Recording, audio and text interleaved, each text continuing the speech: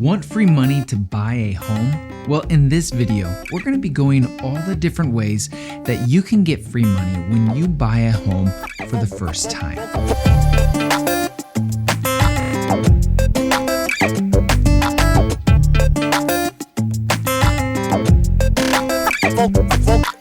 What's up guys, Tyler here, the real estate guy here in Omaha, Nebraska, helping you make better real estate decisions, and today giving you an inside look on getting free money when you buy a home for the first time. And hey, if this is your first time here, thanks for watching. I really appreciate it. And if you're even thinking about making a move, please reach out. We have people from all over the world reaching out and we absolutely love it. Now, these are in no particular order, so make sure you stay to the end so you can get all the details to know which program is going to be best for you.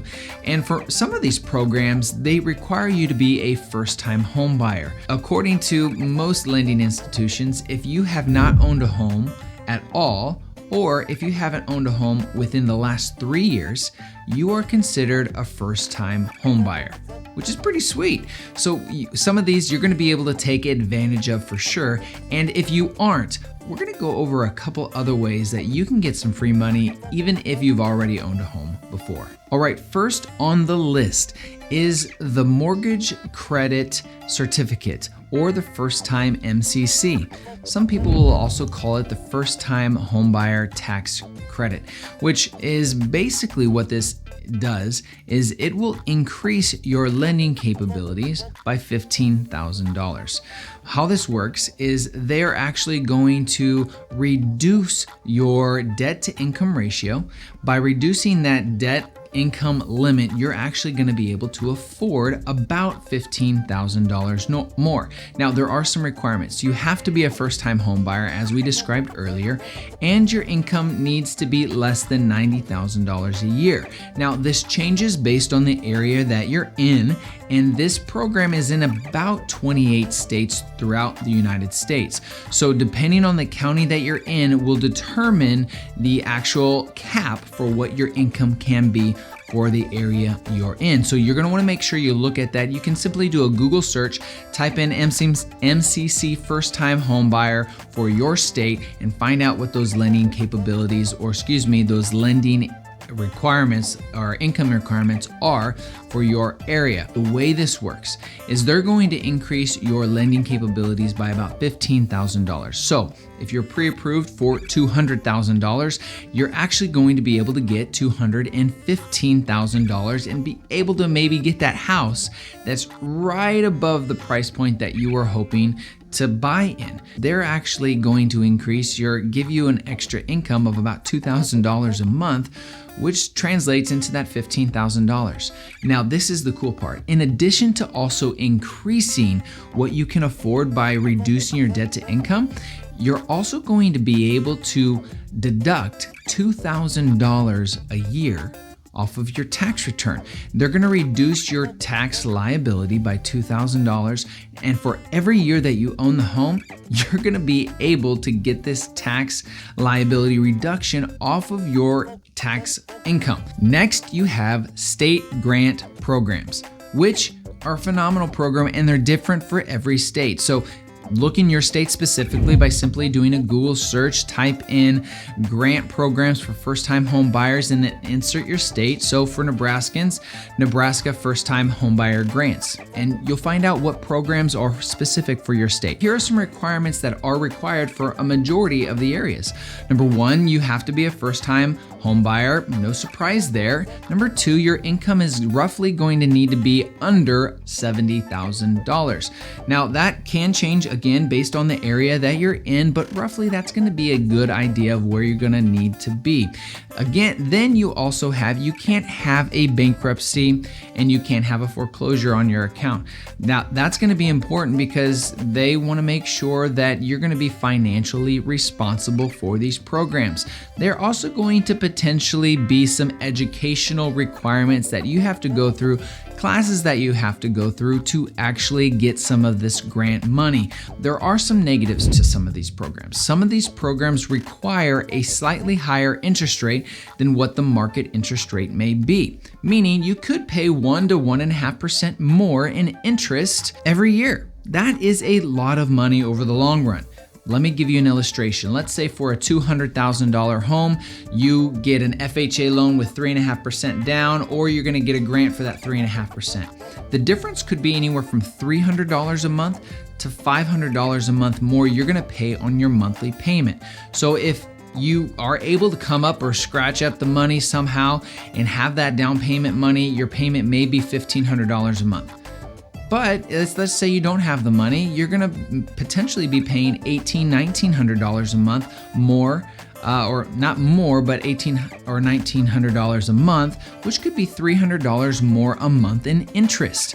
Well, would you rather pay $5,000, $6,000, $7,000 towards your principal that reduces your mortgage payment, or would you rather pay $300 a month more over the life of the loan? Well, it makes financial sense if you can somehow come up with that extra down payment money that you're in essence going to get back anyway, because it's a part of your equity in your home. So when you go to sell it, you'll get that money back. As long as nothing crazy happens in the market, that's typically what should happen. So while these programs and grant programs are phenomenal for first-time home buyers looking to get in a home, if you're able to financially scratch up, maybe get a gift from a family member, pull it out of a 401k, or just take some of your savings and apply it towards your down payment, you'll be in a better position than you would be if you were to do the grant programs. Next on the list, we have closing costs. Getting your closing cost rolled into a loan, or getting the seller to cover your closing costs. Now, this is going to be an insider tip for those first-time home buyers in addition to second and third-time home buyers. So make sure you listen, because this is going to be a little bit of negotiating strategy that you may want to implement when you're negotiating on buying your home. Now, when you're talking to, or you find that first house and you're talking to a seller, you may offer them what they're asking for or a little bit less, say $200,000. And then in addition to that, you're gonna ask them to cover some of your closing costs. Here's the value, guys. If I can have more money in my pocket today, I can use that money to invest elsewhere instead of getting a lower payment. So let's say instead for that $200,000 house, you want to get them down to $197,000. That's $3,000 lower that you would be getting a mortgage on. Well, for every $1,000 you go down, your payment is only going to go down approximately $6 a month. That's almost nothing. Literally, 666. That's $18 a month you're gonna be saving on your payment. So would you rather get $18 a month less in your payment, or have $3,000 more in your pocket today? Now, the second option that we're talking about when it comes to closing costs is getting those closing costs rolled into the loan. Now, is this free? No, it's not. However, you're not having to pay that. Typically for closing costs for a $200,000 home, it could be about $8,000. $9,000, that's a lot of money. And if you don't have to come with that and you can roll it into a loan, that may put you in a better financial position. You're gonna want to reach out to several different banks and ask them specifically about these programs. Find out if they do cover, or can you get your closing costs rolled into the loan. A lot of banks are gonna say no.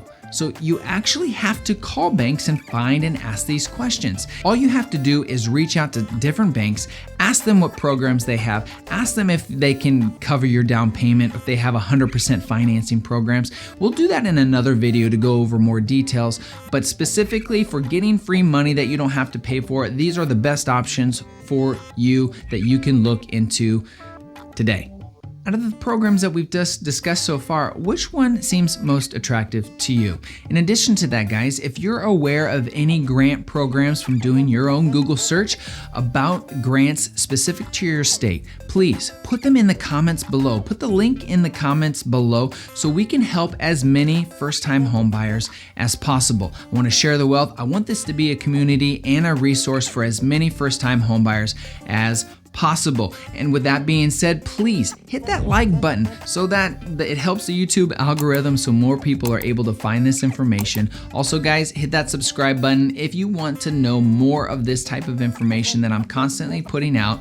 Guys, check out this video right here if you want to know more information on the actual cost to buying a home, where I break it down line for line and making sure that you know what it's actually going to cost you. Also, check out the video where I break down and look over the mistakes that first-time home buyers make and the mistakes you want to make sure you avoid. Lastly, guys, check out and pick up our first-time home buyers guide in the description below, where we constantly update and make sure that you are up to date in real estate lingo and language and everything you needed to know in regards to real estate. So thanks guys for watching, and I look forward to seeing you in the next video.